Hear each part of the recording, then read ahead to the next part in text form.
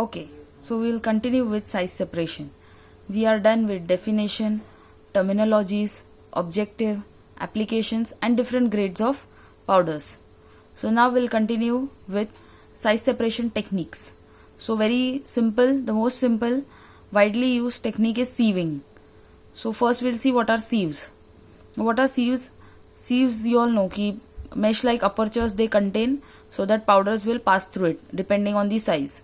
So here what we see, sieves, they are constructed from wire cloth with square meshes woven from wire of brass, bronze, stainless steel or any other suitable material. The wires should be of uniform circular cross section and should not be coated or plated. Why not coated or plated? Because once the powders pass with friction, and even certain times to pass the powders with friction, we rub it with certain thing, brushing, or there are different techniques, or even vibration, gyration. So due to that there may be wear and tear of the mesh. So if it is coated or plated with something, that coating or plating may also get removed and may add to the impurity. So there shouldn't be any coating or plating.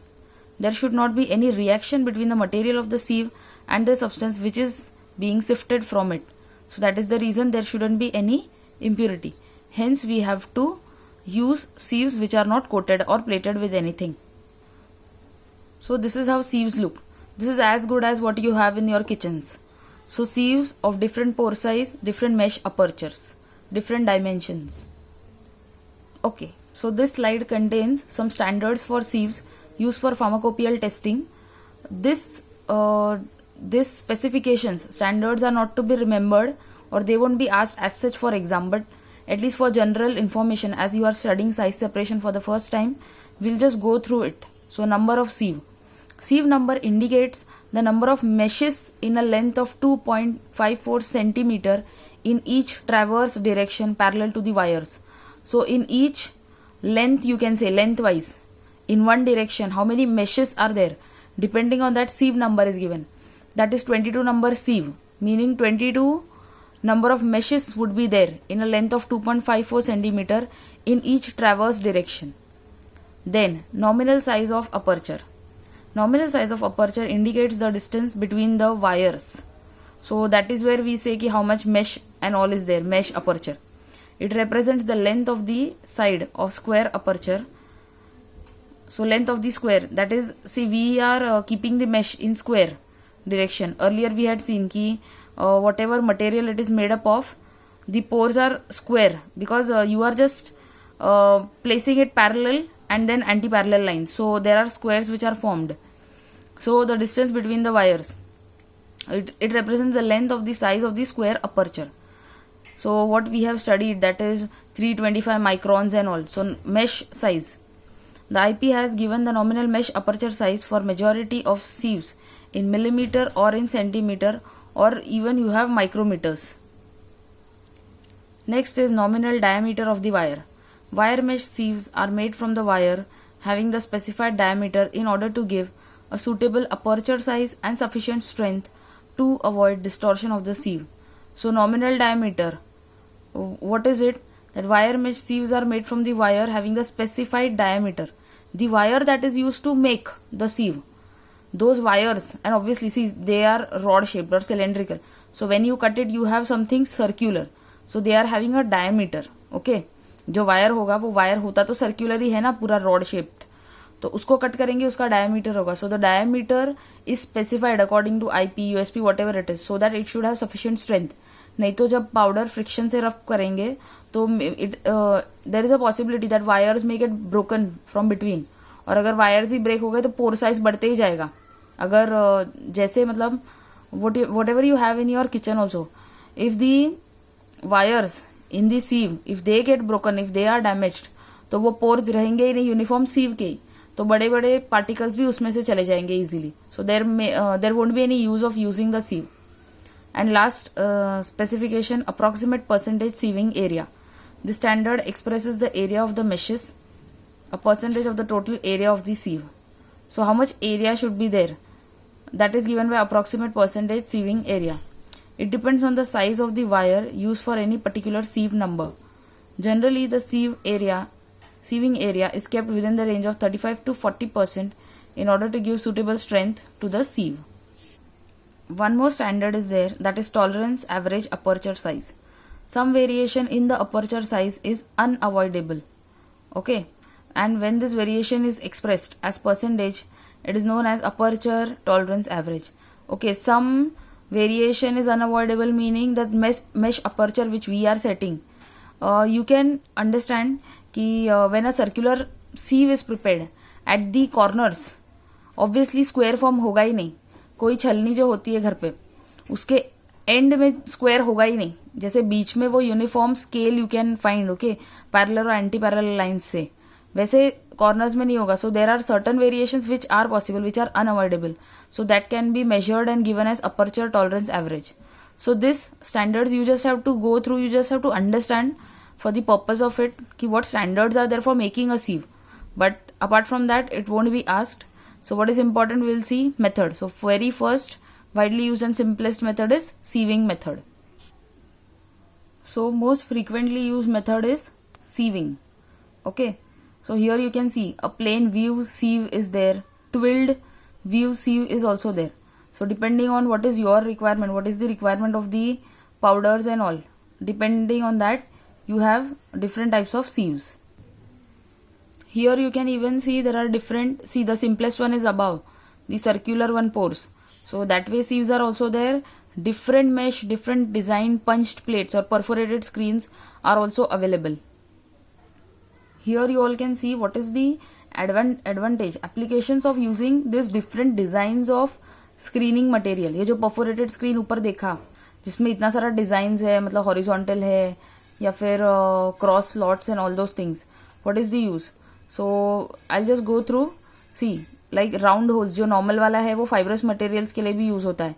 So okay, what is the problem, but first of all moisture is a big problem in sieving. अगर moisture रह गया water तो clogging होगा.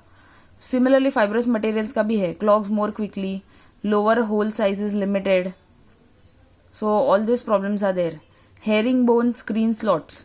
So one more design is there, herringbone type. इसमें it is used for amorphous and crystalline materials. Amorphous crystalline mostly drugs होते हैं. Okay, so slightly coarse powder then equal diameter round perforation.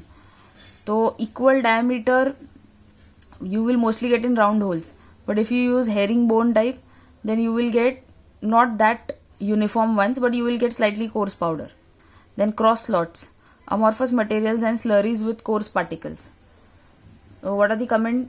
Same grind size as of equal sized round perforation, finer slot size attainable than round perforation.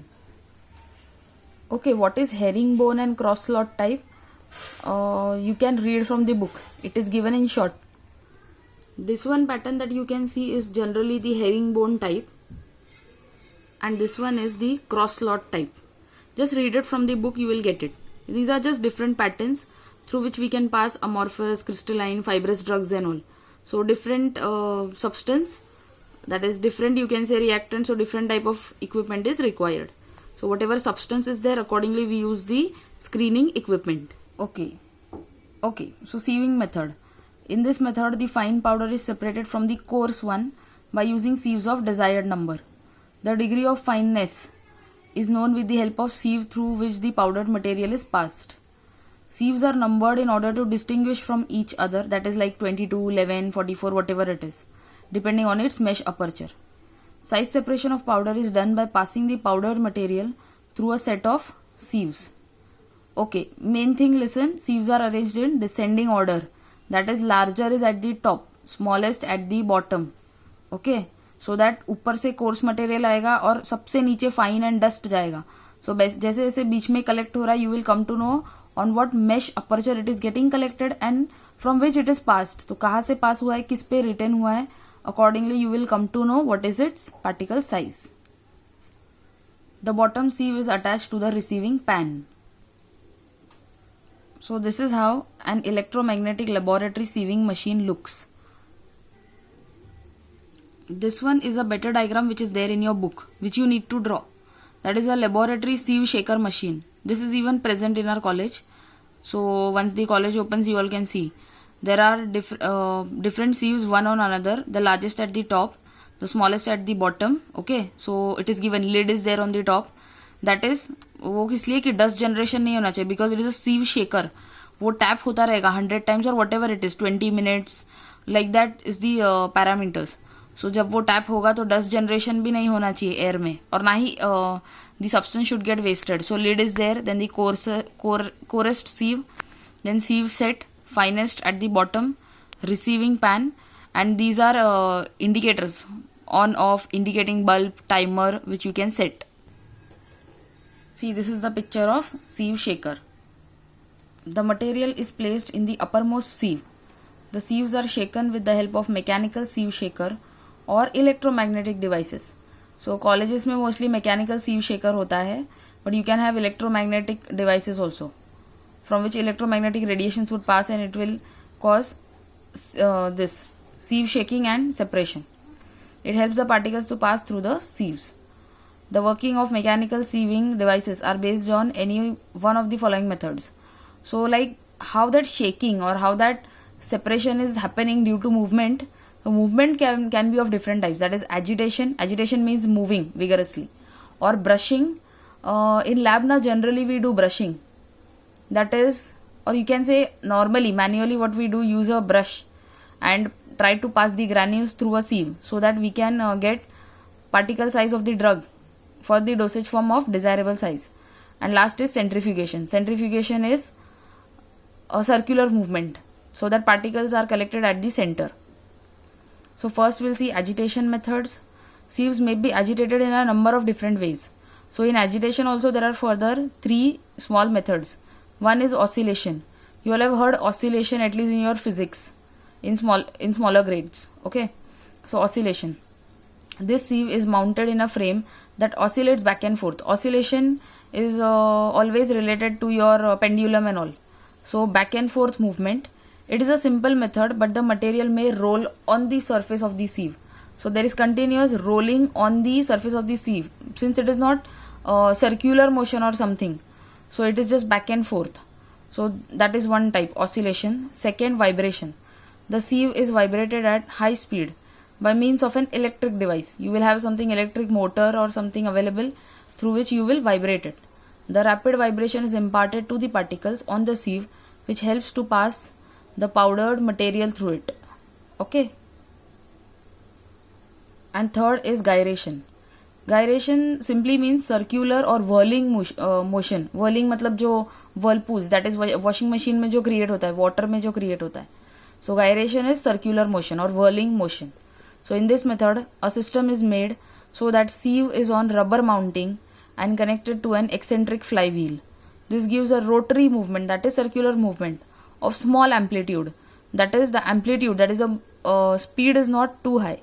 Okay, to sieve, which in turn gives spinning motion to the particles that helps to pass them through a sieve.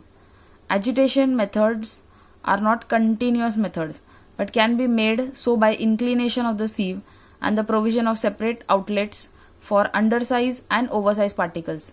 As we had seen earlier, there are plus particles and minus particles. So for them we can use this by inclination. Okay, for agitation, then vibration and gyration, you have diagrams in your book, small diagrams. So you all can study one diagram of each. For the working, I'll share videos so that you understand better ki how agitation is there, how vibration can be input into it, or how gyration takes place.